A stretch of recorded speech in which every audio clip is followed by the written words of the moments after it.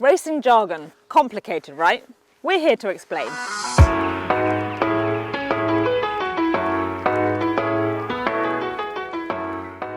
It's often a bit of a mystery, isn't it? How do you train a racehorse for a race? And the answer is there are many different ways to skin a cat. Loads of different trainers, different countries, different backgrounds will do it all differently.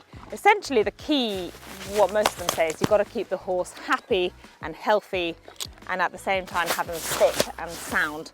So a lot of the time when the horse first comes into work, they'll do slow, steady work, a lot of walking, trotting, building them up, conditioning their muscles, but also conditioning their bones. Because if you do too much too quickly, that's when you risk injury, breaking bones, tendon damage, etc. Excuse me. So there's that slow build up and gradually they get fitter, they do more work, they go faster.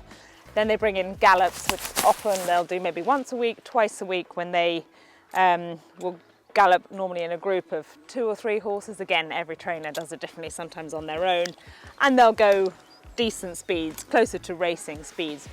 What's interesting though, is you might be preparing a horse for say a 2-mile race, but you won't train it over 2 miles. They very rarely gallop over more than say 7 furlongs, which is just short of a mile.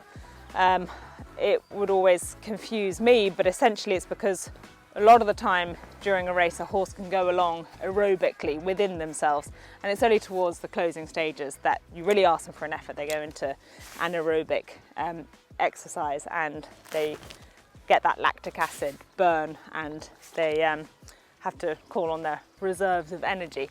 So that's an interesting one. Jumps horses, again, will be trained quite differently.